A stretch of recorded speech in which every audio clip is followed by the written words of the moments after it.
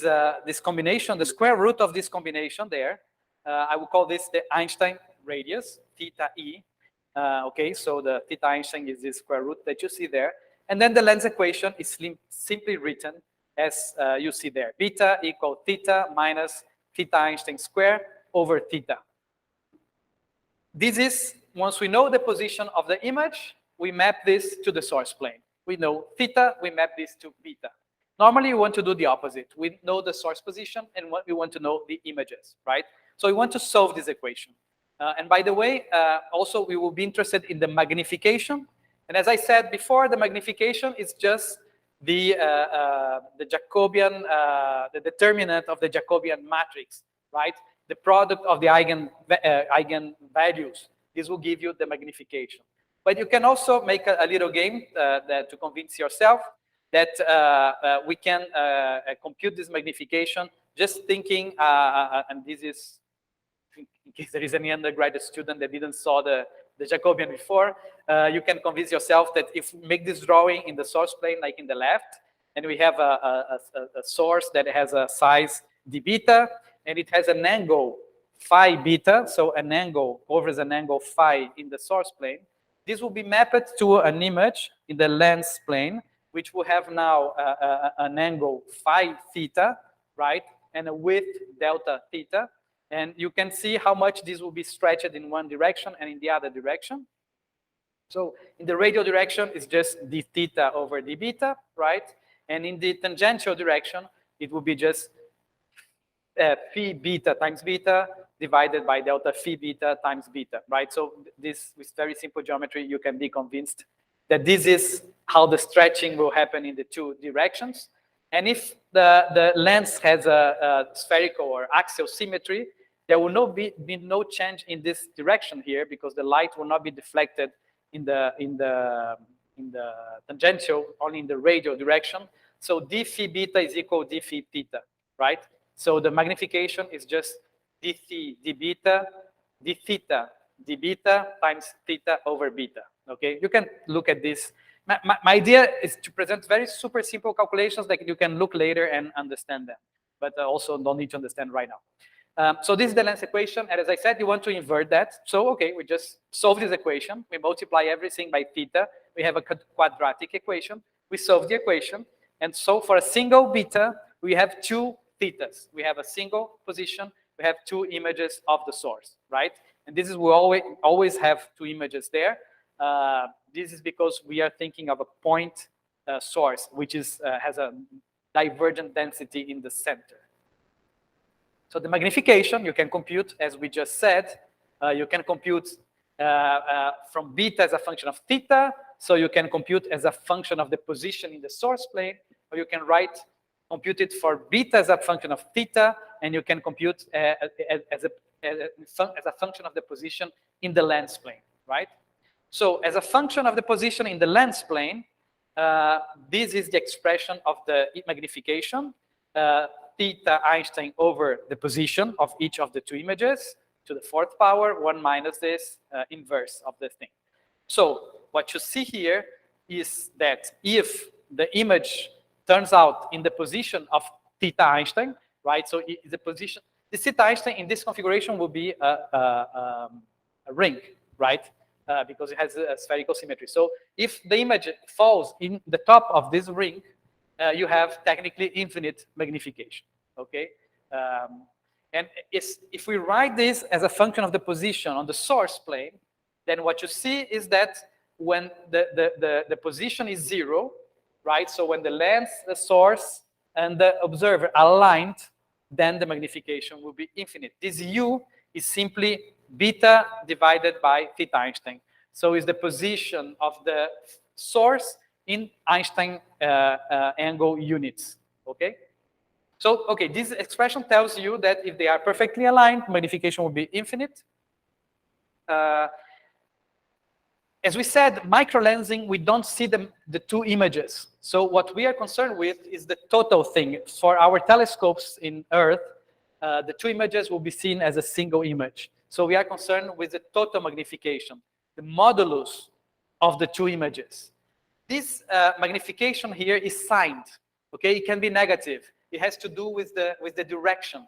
So an object that has an arrow pointing to the center of the lens may be imaged to an arrow pointing out towards the center of the lens. So this is what the signal will tell you.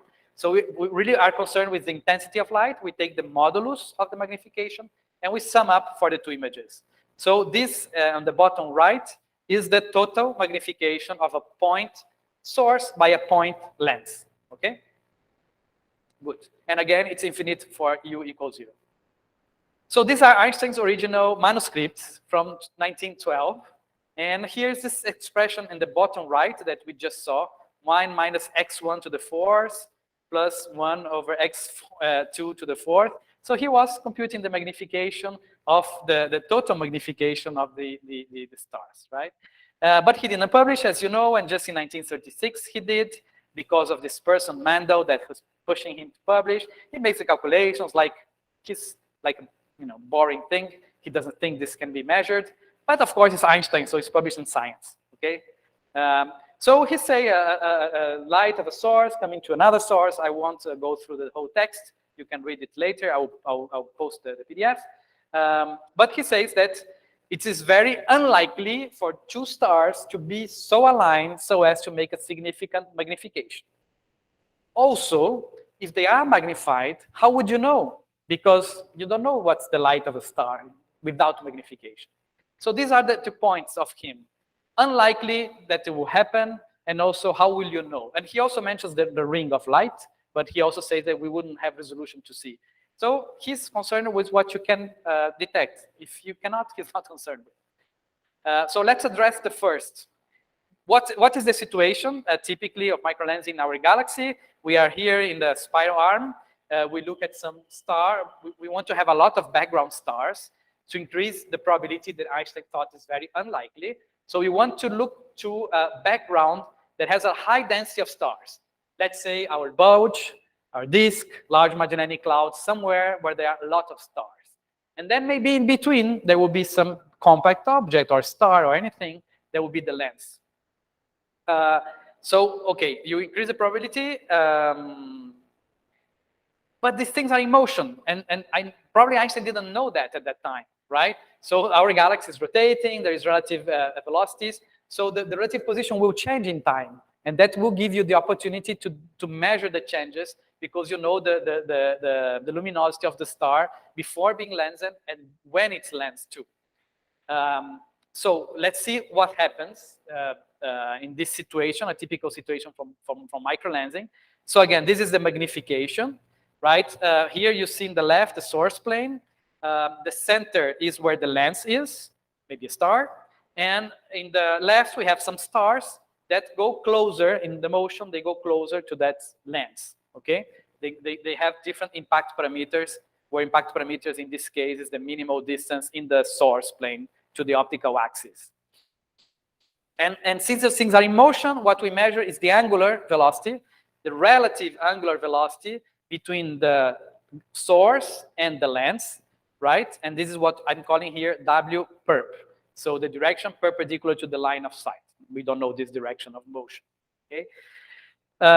All right, so that's the situation. So beta minimum is the impact parameter, is the minimum distance in this crossing. Beta is changing in time, right?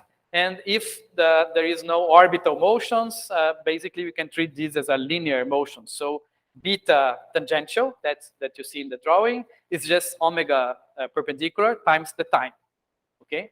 So this will give you beta of t. So who's u? U is beta in terms of the Einstein units. So just the square root of this u. Well, u is the square root of u minimum times the u of t, which is given by what you see there. Okay, so we can combine this v perpendicular to this theta Einstein, to this O distance, and call this T Einstein. T Einstein is like the characteristic time of the event, right? So U is now U minimum times T in units of the Einstein time. So this will give you a figure that's a function of time. This will give you a light curve. And that's how the light curve looks like. For the red, which goes closer to the center, it has a sharper peak. And those that are a little bit further, they have lower magnifications. Okay, so let's see a little bit of a movie here. Different stars. That's the motion, and that's the light curve they produce. And okay, that's it. This is the caustic. So the one that crosses the center will have infinite magnification, right? We don't see a limit there. Okay, so let's play with some very simple code, but just for fun, that you will find there in the repository. If there are questions, that's a good moment.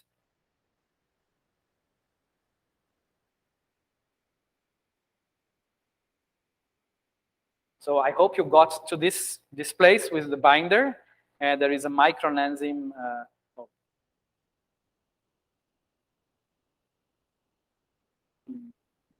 I think I'll have to go through everything again.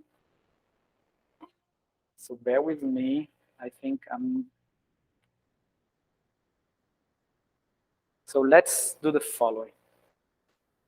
You will see a folder called micro lensing. Click twice. You have three notebooks. One of the three, which I forgot the name, is movie. It generates a simple movie. That's the movie that you just saw. Now it worked very fast. Good. So micro lensing and video micro lensing. Okay, that's the notebook. And it's just a couple of lines just to produce this video. All these notebooks were produced by students, except one that I copied from a public code that I will mention. So, okay, we just import libraries. And here it's just a simple expression you just saw of the magnification of a point source by a point lens. Okay, here's the definition of the distance as a function of time, where the time is in units of Einstein times. That's the minimum distance. So just generate some of these curves with different values of minimum, okay? And for many times, okay, oops.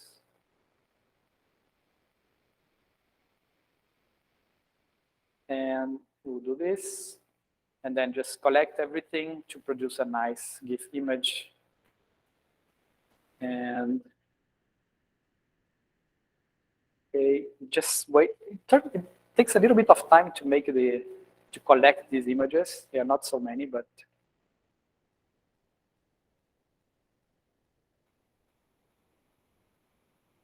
so you see a new folder, GIF frames, with all the frames it produced.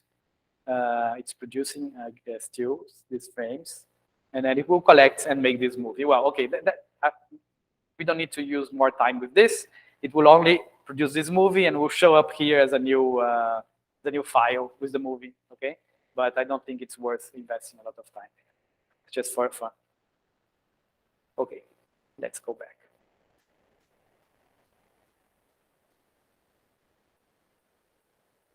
Okay, so there is, now we understand that this is a dynamical thing. Apparently, Einstein didn't think of that. But still, there is the low probability of two events, of two stars being aligned. How do you solve that? Look at a region where there's a lot of stars. Good. But what else? You have to keep looking until that happens, right? So you have to monitor a large fraction of a high star density region during some continuously, and you will not ask a student to be looking at each star to see if it shines a little bit more or not, because you may have 10 to the 6 stars, right? So this was only possible nowadays with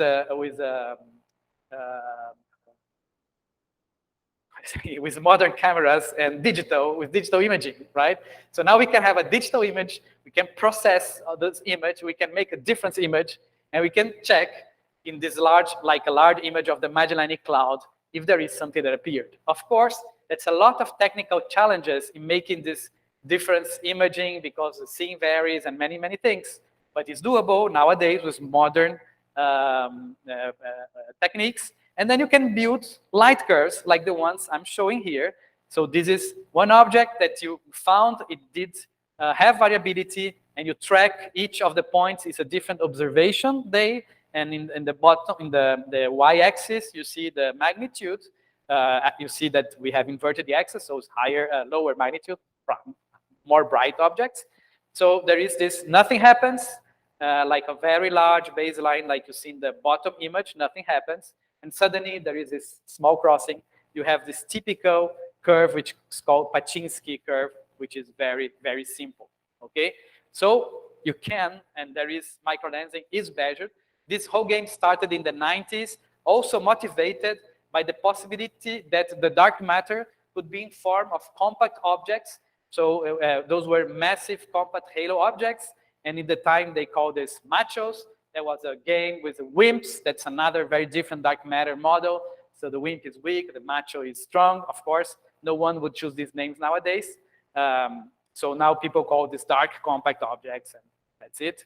But the idea was to look for these machos, to look for these compact halo objects. So towards, for example, the Magellanic Clouds, where you have the halo of the galaxy in between. You see that's a very degenerate problem in the sense that when you see a single event like this, the only thing you measure is this Einstein time, right? And so there's a degeneracy between the Einstein radius, the velocity, and the distance, right? So when you have a single event, that's the degenerate information you can extract from. Any other questions so far? Okay, that was point length. And there are lots of point lenses. But we know a lot of binary lenses or multiple lenses. Of course, multiple stellar systems, but also systems where you have a star and planets, right? So it's a very interesting configuration to be thinking of multiple point masses. And the simplest configuration is, of course, a binary lens where you have 2 point masses. This can be a minor star, but can really be like a star and a planet. This is the first line is the lens equation.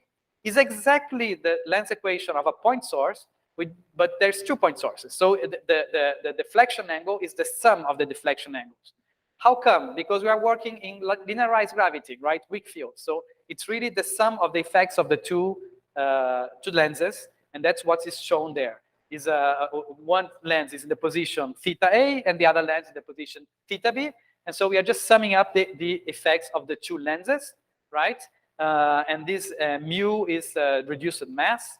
And the theta Einstein is the total Einstein radius of the sum of the masses. So this is super simple. What we want to do is to invert this equation, but then it's a quartic equation, right? So it's not that easy to do. Actually, you can have a fifth order. So it gets complicated numerically. There are very good codes available to do this, but the idea is super, super simple. Again, just me point out that is for we are interested also in finite size source because we won't see these infinite things going on, right? But I'm not showing here, but also can be included in a simple way. So here's the situation where you have 2 masses that are the same, M1 and M2. This is the structure of the caustic. And so the lines are different trajectories. And the right hand, you see the light curves. So when you first cross a caustic, you have infinite magnification. But if you put a finite source, which is the case here, or because of numeric things, you won't see these infinite things. But you see these peaks. Inside the caustic, the magnification is higher, and when you go out of the caustic, then it goes down, right? So that's the light curve, which now will depend on the ratio of the masses, will depend on the separation of the masses, will depend on the angle of the orbit with respect to the separation of the masses, and will depend on the impact parameter, right? So there are much more variables in this case, but you can detect those curves. And here's a very nice example where you see like an overall curve, which is like this typical Pachinski curve, but you see a small bump here. That's the second caustic. It's much smaller because a small perturbation because it's a planet, right? So here's the bump. The continuous would be for infinitesimal source, but then when you take the finite source into account, now my mouse appeared. It's magic. Great. Okay. Can you see the mouse? Okay, so this is the taking into account the finite source effects. That's a planet. Okay. And nowadays there are over 170 planets that have been discovered, planetary systems that have been discovered this way with microlensing. Of course, you can also discover a free-floating planet, a planet without a star. You see like a Pachinski curve. But normally, the methods that you use, the standard method to discover planets, will not lead to the discovery of a single planet, a free-floating planet, right? Also, if you look at the parameter space of the distance to the center and mass ratios, it's an interesting parameter space with respect to Earth-like planets.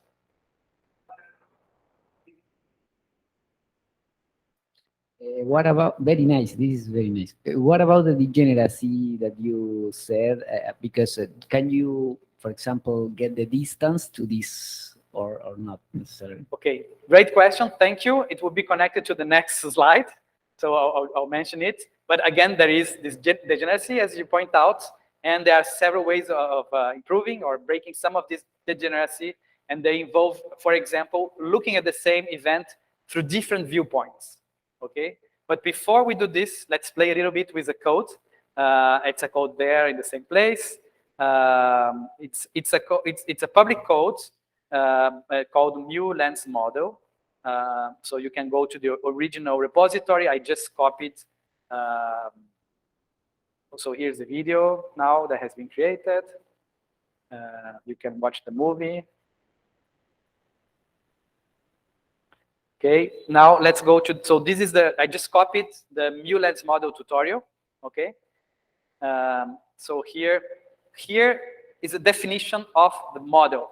So here is my point source, point lens model. So it's a Pachinski curve. It's giving a T0, the Einstein time. It's giving an impact parameter. And sorry, this T0 is not the Einstein time. This T0 is where the event takes place, is the maximum of the event, okay? And this is the Einstein time here, okay? So these three parameters, they fix completely the curve. There is a second model here. It's one source, two lens model. So it's a binary lens, okay? So again, there is the same T0. There is the same U0. There is the same theta Einstein. But now there is a rho. Okay, alpha is the direction between the separation of the two lenses and the direction. Okay, I don't know, now I don't remember the variables. One of the variables is the ratio between the masses. I think it's Q, but it could be rho. The other one is a ratio between the size of the separation and the Einstein radius. So, okay, so these are the various variables that appear in the problem. I don't remember which is one. Here's just a model to make this, the modelization. S, I think it is connected to the finite source, okay? And this is a model, it's a code, also public code to model this situation. Okay, so we are making two models here. Single, point lens, point source, binary lens, finite source. And this is, the red is the Pachinski curve, and the black is the binary lens, okay? These numbers were not taken by chance, so we'll see how.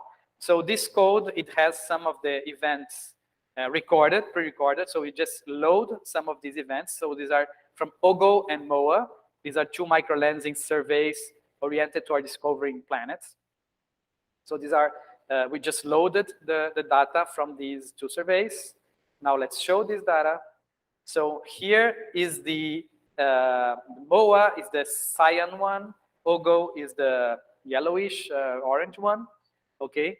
And you see the two plots. Of course, the values of the curves were chosen, the parameters were chosen so as to fit these, this curve, not by chance. So you see a very nice planetary curve. You can compute some chi-square, okay? Of course, that's not the way you would do it in nature. What you would do is, once you have a nice light curve, you would fit this light curve by the model with these three parameters. Then it takes a lot of time. There are many methods to do so, you know, with EMC and so on. But this was just an example of plotting things. It's not like a true problem that you would solve. Okay. Any question there?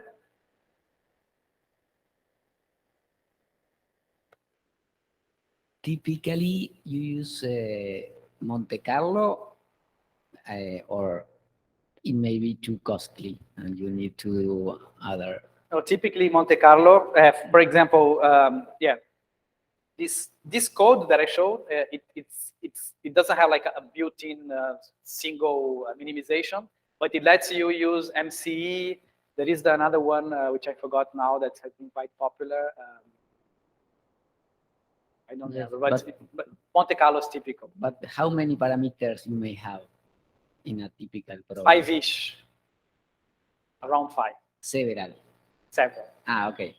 But it's not 100. Exactly. It's not like not... the cluster, galaxy cluster example. Okay. Yeah, it's less than 10 usually. So, I don't. But yeah, I think most of the codes in practice are using Markov chain techniques and variants of it. Okay, so this is an example, one seen by Ogo, which is on the Earth, and seen at the same time by Spitzer, which is on a Lagrange point of the Earth Sun system. You see, the baseline is very small. I mean, it's within our solar system, but the alignment has to be so fine to give you a microlensing event that this parallax is sufficient to see the events with different different impact parameter and different time of the maximum, right? So really, these two effects are the effect of the parallax. We are seeing the same alignment from two viewpoints, and it's also amazing that you can see the parallax and this effect. And this helps breaking the generalities, right? This is another event seen by a lot of telescopes in the Earth, which those that have higher error bars in the bottom, and then seen also by Spitzer in the up. So again, this is what we call satellite parallax, a parallax because of the different viewpoints. If the time of the event, so the time of approximation of the stars, is comparable to the time that the Earth goes round, then you also have a parallax, but it will make a shift in the curve. It will not look like the Pachinski curve because it's not a straight motion, right? So you have a parallax of the motion of the Earth. If you have a planet that's moving there, you have a parallax of the planet. Some people call shuttle up, which is parallax read and the inverse. Okay, but we will not go into all these details. Let's move on to another application. So one application is you study individual events and you try to model them, try to break the degeneracies, discover planets and whatever. Another application is like the original Macho project. Try to see how many events do you see to get the statistics, and try to learn something about the statistics of the lenses, right? So for example, if you have, we have a model for the dark matter distribution of our galaxy, and we want to predict how many microlensing events we will see. Okay, so we have a model for the density in our galaxy, let's say like a Navarro-Frankel-White. There are nowadays detailed models which are inspired by simulations, and they use the data that we have from motions in the galaxy to set the parameters of this model. So we have a fair model of the density distribution in our galaxy. So we may assume, for example, that all this mass is in the form of compact objects of a given mass, m. So, okay, the number density of these objects is just the density over the mass, okay? So that's a very simple assumption to get the number density of objects, and I know the mass because I'm assuming they have this mass m, which will be the same for all objects. Okay, so once we have that, we can predict the rate of events, okay? And we can compare this rate with the rate of events that you see, or the rate of events that you cannot account by just the baryonic matter. Because of course, we know there are stars, we know there are black holes, we know there are a lot of condensed matter, compact matter that's just, you know, it happens to be there, we know it. So we want to know the excess with respect to it also. So what we want to know is this, number of events, either if I expect, I look at the Magellanic Clouds and I don't expect much events from, let's say, the disk stars. So they should all be accounted by dark matter. Or if I look to another direction, I want to see the excess events. But that's what I want to do. I want to compare the events that I see with the number predicted by the dark matter. Okay? And well, the events are less than what we account if all the dark matter would be in the form of compact objects. So let's assume a fraction of it. Okay, let's assume a fraction of the dark matter is in the form of compact objects. So this n here that you see there would be just f times the density, a fraction of it. And I can set up limits on f by the number of events that we observe. Okay, the mass scale that we are sensitive to depends on the kind of observation that we make. What's the interval between images, what's the time I observe, how many stars I observe, and so on and so forth. All the observational parameters will give us the sensitivity of f and the range of values of mass that we are sensitive to. Any question there?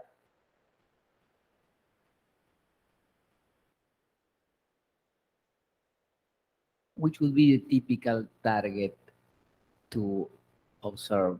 Okay, typical targets have been the Large Magellanic Clouds. Okay. And also the Small Magellanic Cloud.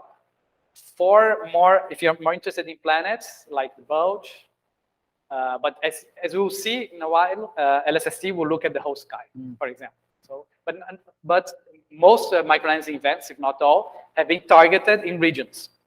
Usually bulge, Large and Small Magellanic Clouds, and more recently, and we'll see why, also M31, looking at stars and M31. So dwarfs satellites was it, or? Yeah, the point is that these galaxies are outside our galaxy, so we are less sensitive to bionic stuff, and they are close enough, for example, the Large Magellanic Cloud, so that we can see individual stars, and we have a large density of these stars.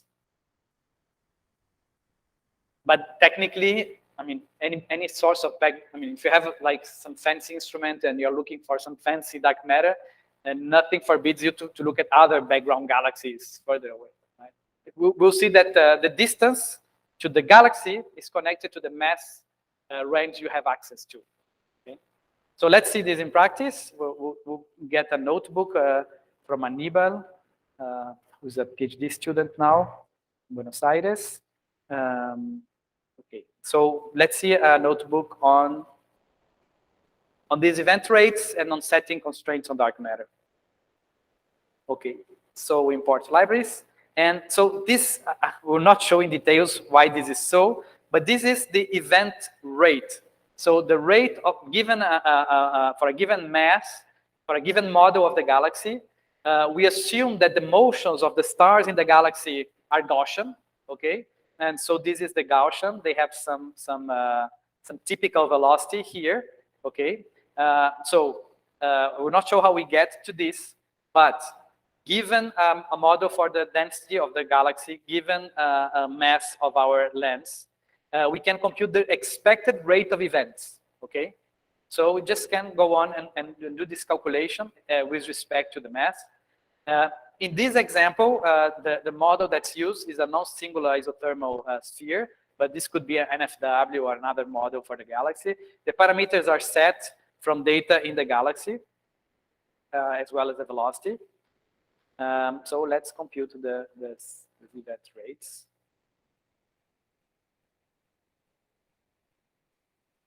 T hat here is twice the Einstein time.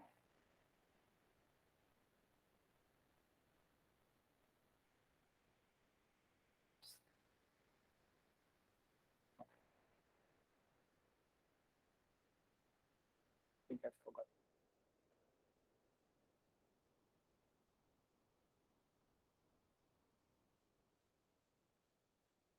Of course, you can go into the details of the code, but what you see here is the rate of events. So the rate of events per unit time, okay? So this is, the rate is per unit time, and we are plotting the rate per unit time Einstein time, right? So this is the x-axis is the typical Einstein time, y-axis is this rate, and here we show for different masses of the lens. So for masses of one solar mass, this is the event rate. So most of events will have these Einstein times. You have less events with lower Einstein times and less events with greater Einstein times. As we go with lower masses, we go to lower Einstein times, right? But also the rate increases. As you see from the green to the blue, we have an increase in the rate. The smaller the mass, the more objects we have for a fixed density. So we have a higher rate of events. So depending on what you're interested in, you have to observe what is the Einstein time. It's this typical time of the curve, right? Rise and fall. So if you are interested in a given Einstein time, you want to observe during a time which is greater, way greater than the Einstein time, and with a time resolution that's a fraction of this Einstein time, let's say a tenth, right? So that gives you an idea of the survey you want to make. I want to make exposures, let's say each tenth of an Einstein time during, as long as I can, of course, but at least several times the Einstein time.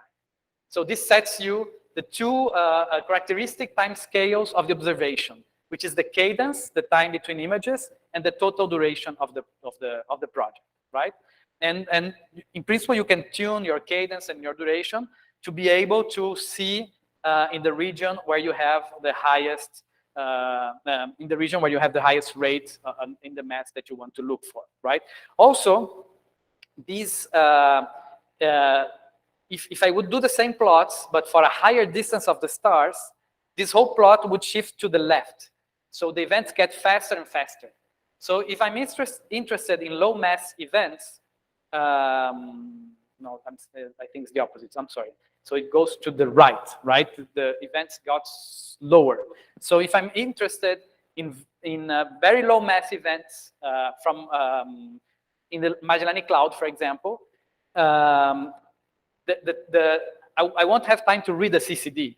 The time I need between the cadence I need for very low mass objects is too high for our instruments.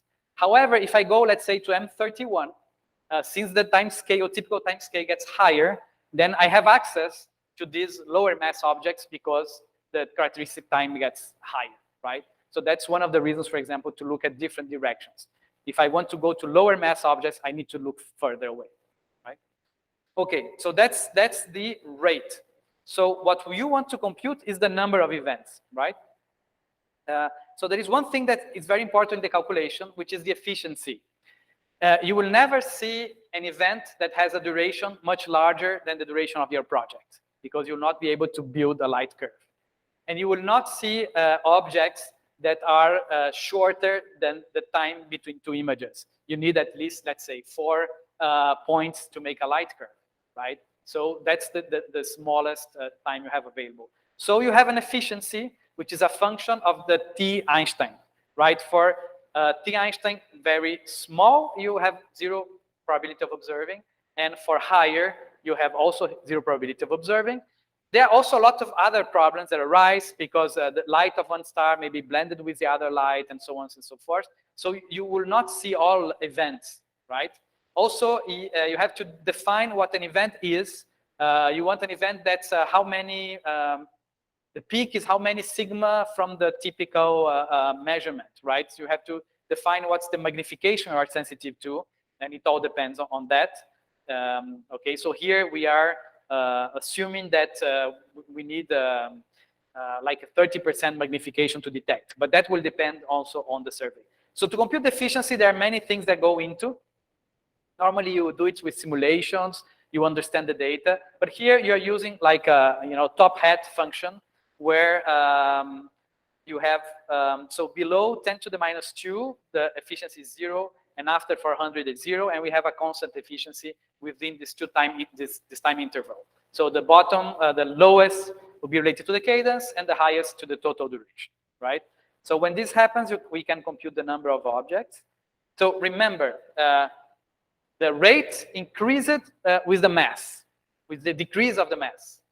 But because it's going to lower times, we will lose at some point our sensitivity, okay? So the fact that our efficiency has like a bottom limit in time will also put us a cutoff in mass. And the same on the other side.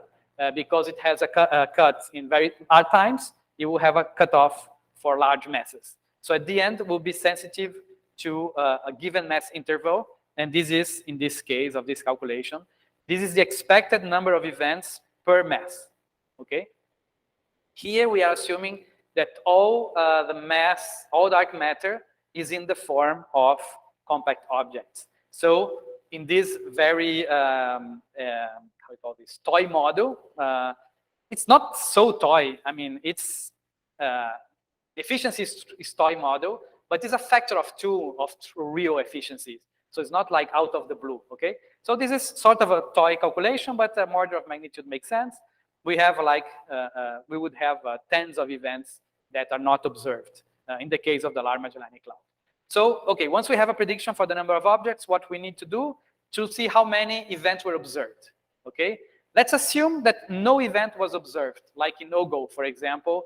I think it's over, but Aníbal can correct me if I'm wrong here.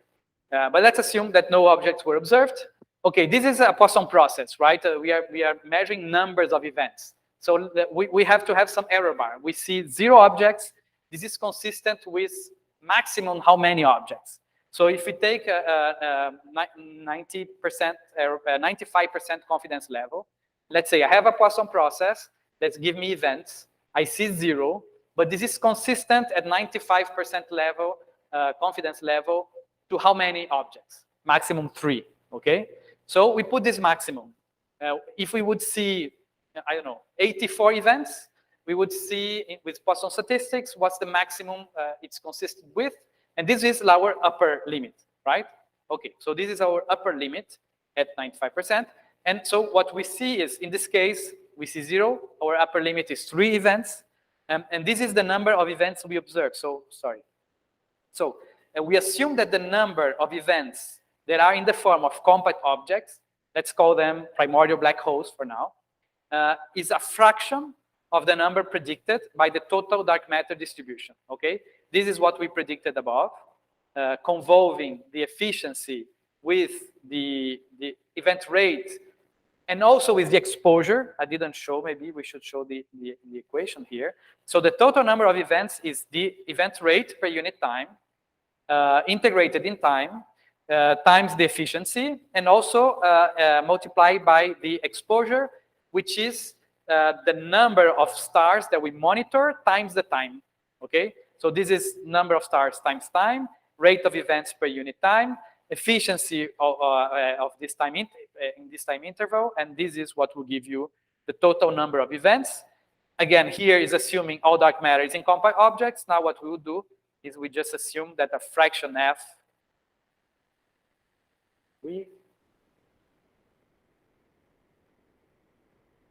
anyway, we assume that the fraction f is in this form. So,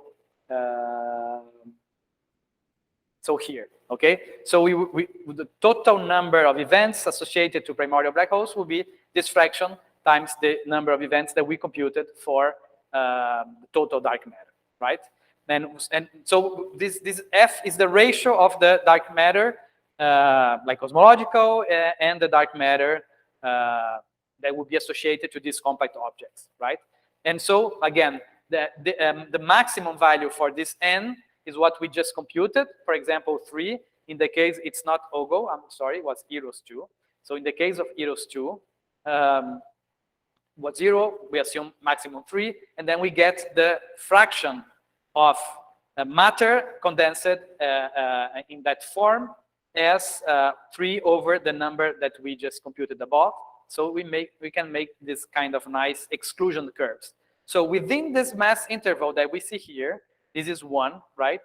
We exclude that the total for dark matter is in the form of compact objects, and at maximum is 10% for this mass, 10 to the minus 2 times 10 to the minus 3, and here it can be a larger fraction, right?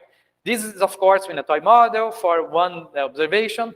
You can take into account many observations and do calculations more appropriately, and they will give nice plots that you know and that I will show right away. Are there any questions so far?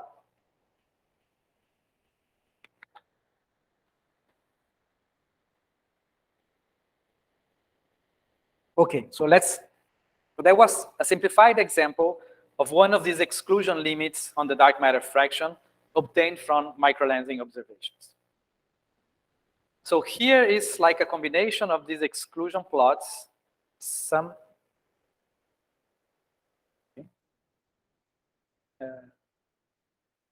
of them are, now I lost my mouse again. Some of them are from many origins, and some are from microlensing. So let's look at the cyan one that says microlensing, ML. This is from Macho, from Eros 2. There is the K one, which is from Kepler. And there is this dark blue one that says M31. So this is the one that was monitoring stars in M31 galaxy, right? And if you look at this plot, there are many exclusions on the right side. Here in red, there is a neutron star, white dwarf. But these are quite model-dependent constraints.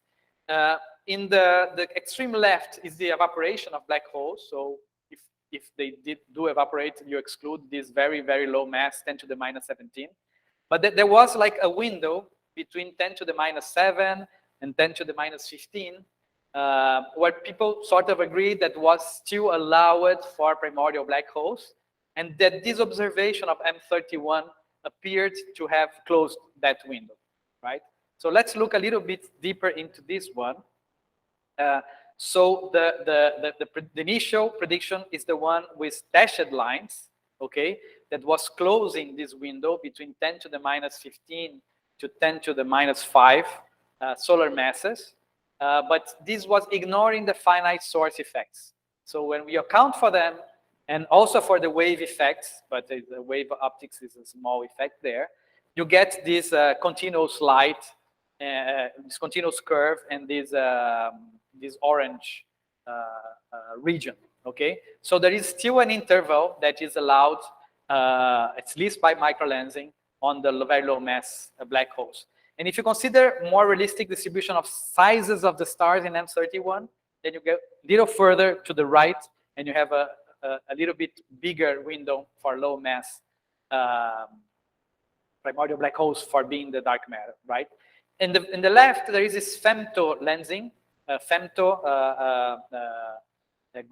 gray region that is avoiding also low mass objects. So let's look briefly into that region. So that is the femto lensing one. Femto lensing is, I mentioned, when the wave optics is important to the microlensing.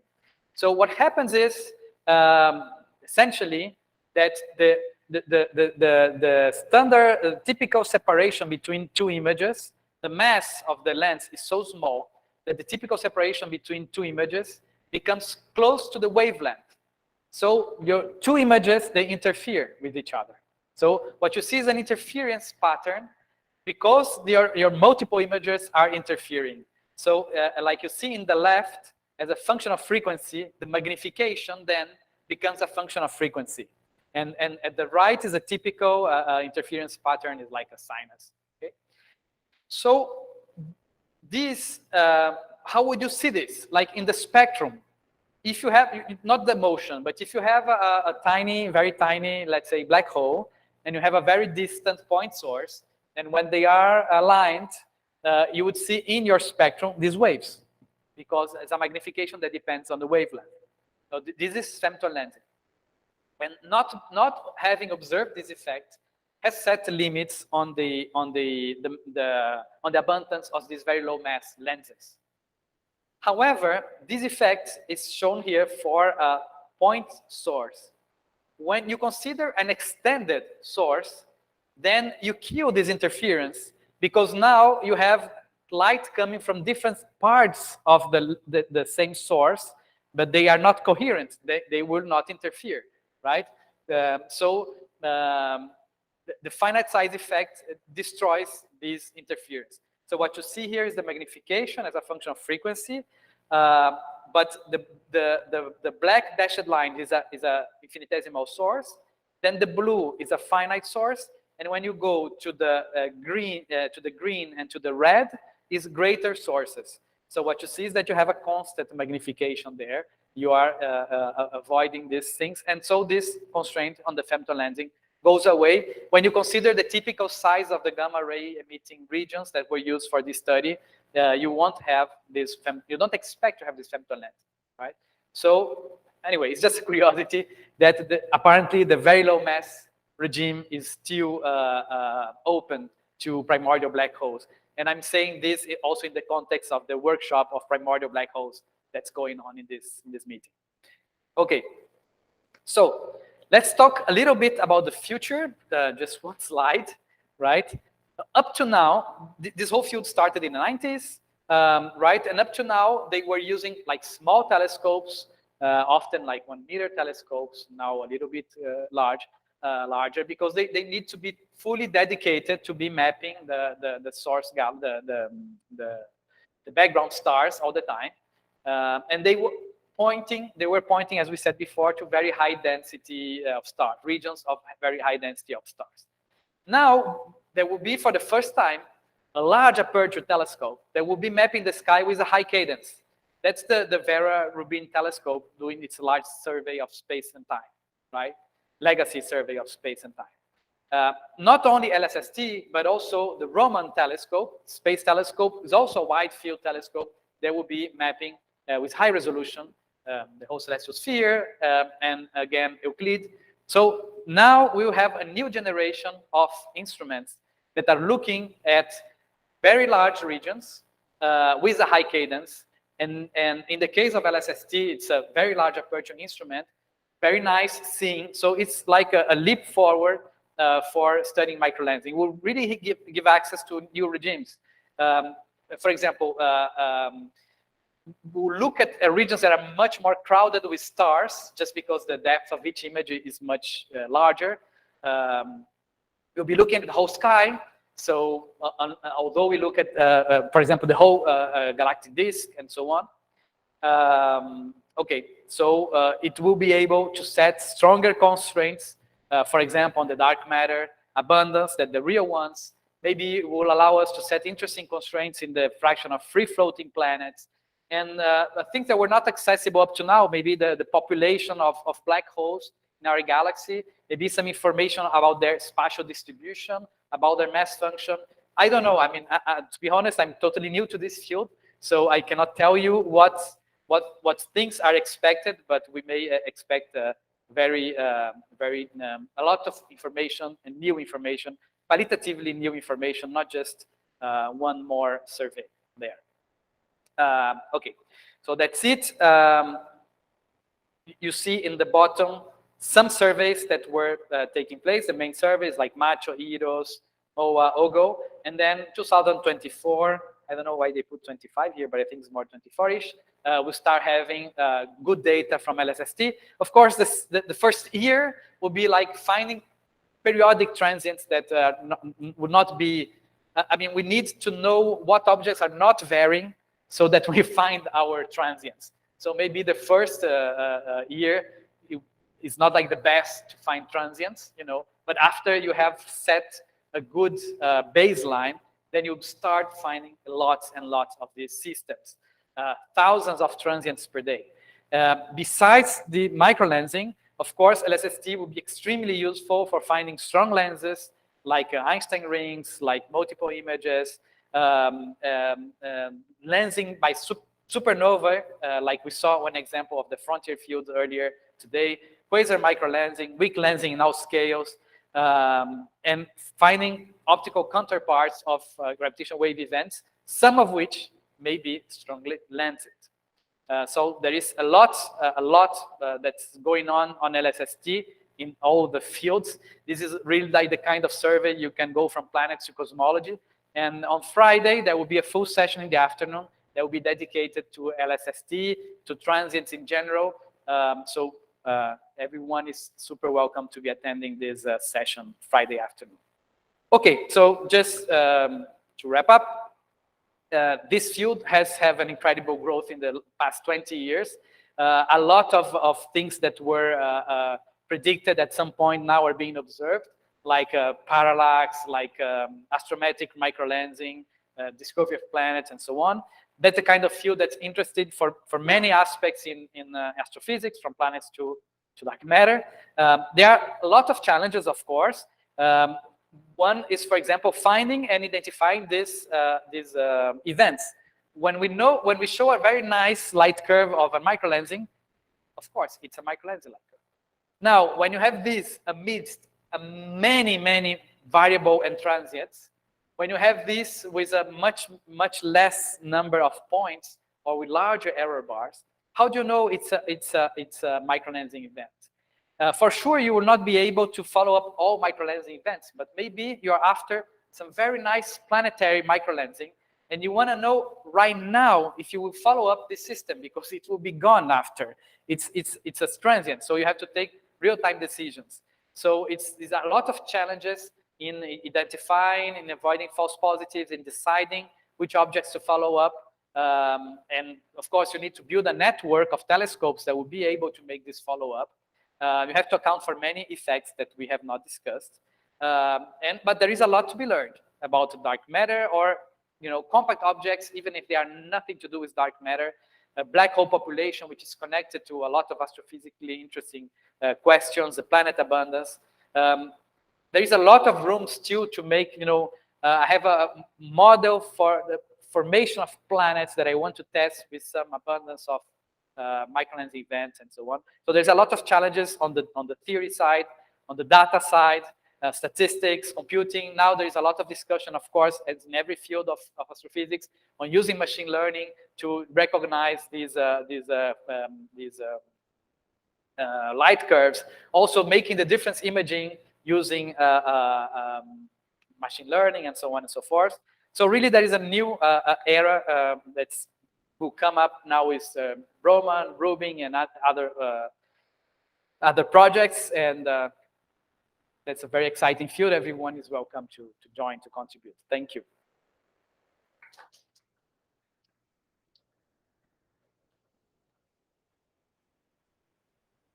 So questions.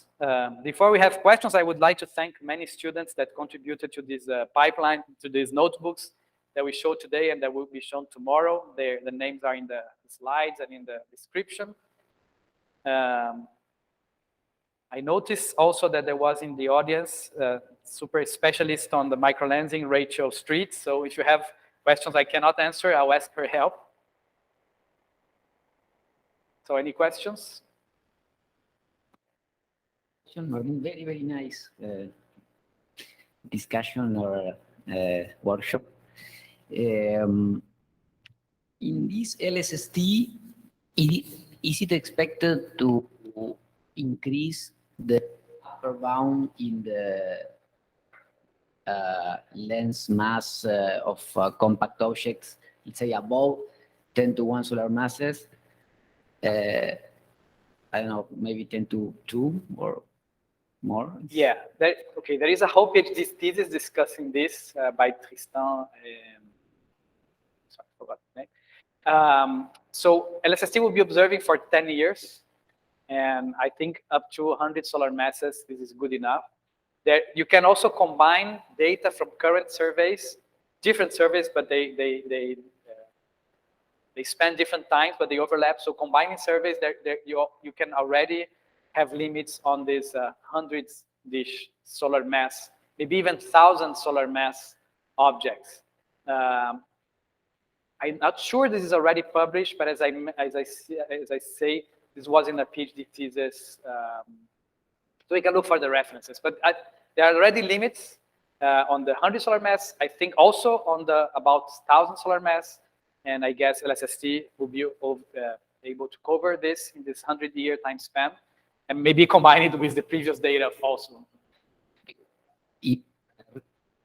Thousands, they will be very interesting because we start to track for intermediate mass black holes, which we know should be different from stellar mass black holes, and alternatives to that will be very interesting. Yeah, there is a lot of interest in this, about 50, 80 solar mass. Yeah. More questions? Okay, so we are done. You have, I think, a couple of minutes coffee break before we start with the primordial black hole session by Nelson, and see you tomorrow at the same time. So tomorrow we'll start with strong lensing, the first part, and then we go weak lensing, the second part. Okay? Thank you very much. Thanks for those remotely. And just a reminder that we have the